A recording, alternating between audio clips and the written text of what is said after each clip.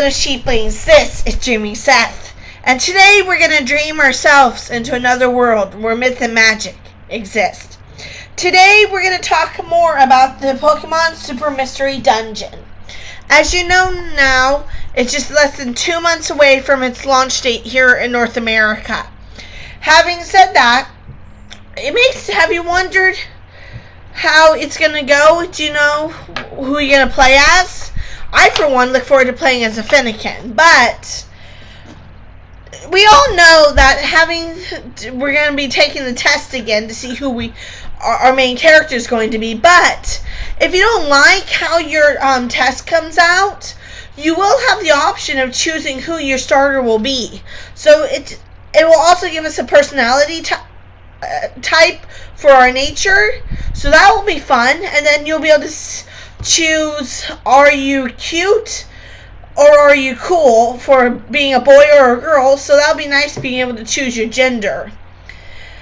Another note is you'll be able to do the same exact thing for your partner. Your partner will also be determined by what you choose in the test you take. But again, if you do not like how your test partner results are, you can then choose who you're going to have your partner be as. And from what I've seen, you'll be able to name your partner right as you name your character. You'll be able to name your partner as well.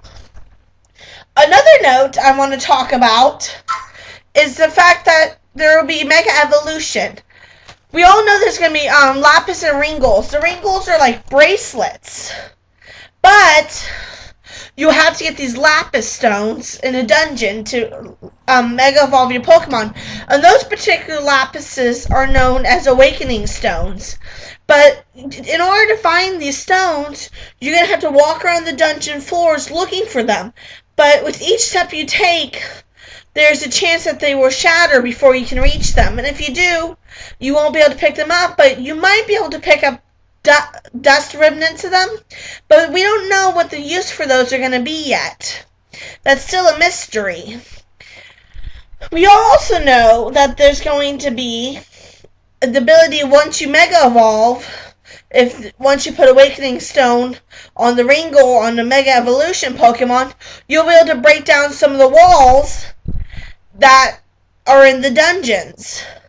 And there are also other Lapis Stones that are going to be in the dungeons. So not all of them are going to be like Awakening. There's going to be like some that boost up like attack, some that boost up defense, some that boost up HP.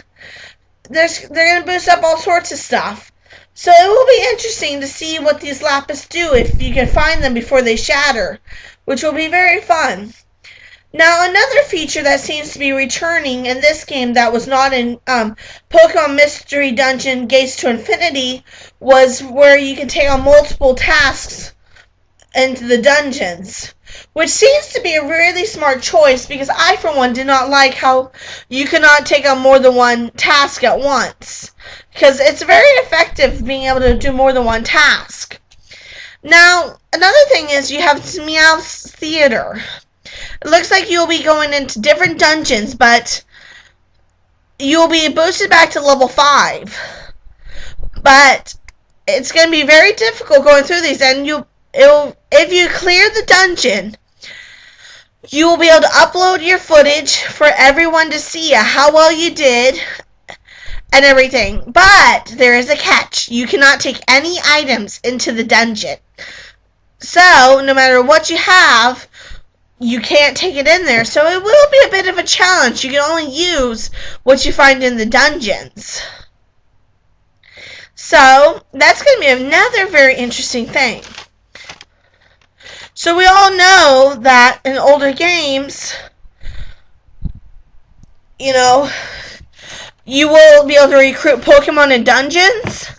Now this game, it looks like it's going to be done differently. You won't be able to recruit in dungeons, but you'll be going to sort of like a cafe kind of thing, and there's going to be like jobs you can take which will link the Pokemon to you, and if you do their job, they will potentially want to join your team.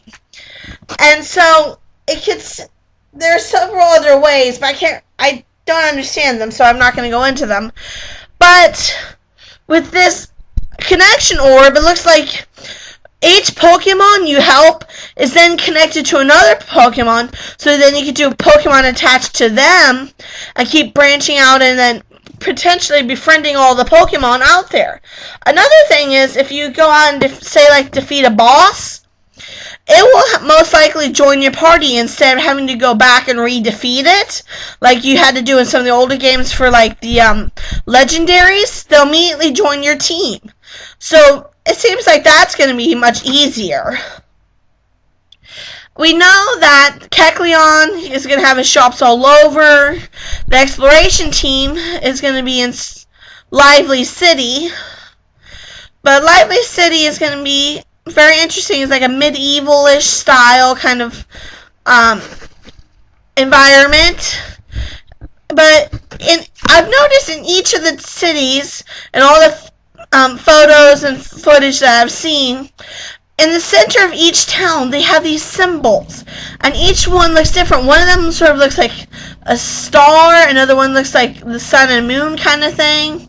So it makes you wonder, what is up with those? I'd really like to hear your guys' thoughts on what those symbols in the central area, the plazas, are. So, yeah. Next, will the Pokemon that you play as be able to evolve rather than waiting until the main storyline finishes to evolve? That's always been a good question, because I know some people, they may like their Pokemon to evolve when they say they can, and some people prefer to let them continue to learn their moves and not evolve. So that's an interesting theory. Would you rather have them evolve or not as the story progresses? Then we have the Klefki. Klefki will be taking Rampardos' place. When you have treasure chests that you find in a dungeon, you will take them to Klefki, and Klefki will open them. So Rampardos will not be returning like he was in Gates of Infinity, where he would break open the boxes for you. But Sarcophagus guy, who will you will trade your gold bars to, and just trade your gold bars for like items, money, and stuff like that, he'll be returning. So that'll be good. So when you find those gold bars to take it in and trade them, that will be a good feature that you have back. Then, but it seems like in the beginning, you're already in for a big treat, already on the run. But it's going to be interesting how you get help. But the intro seems to be a very deep and detailed and helpful guide at the beginning.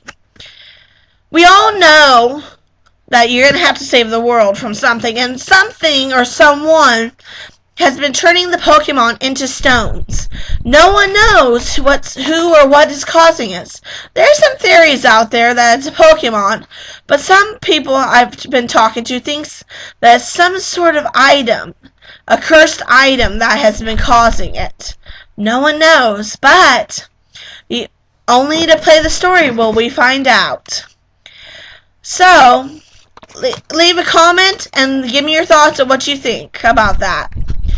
So, we all are hoping that you'll be able to have something like you have facilities again, like you did in Gates of Infinity. That was kind of fun.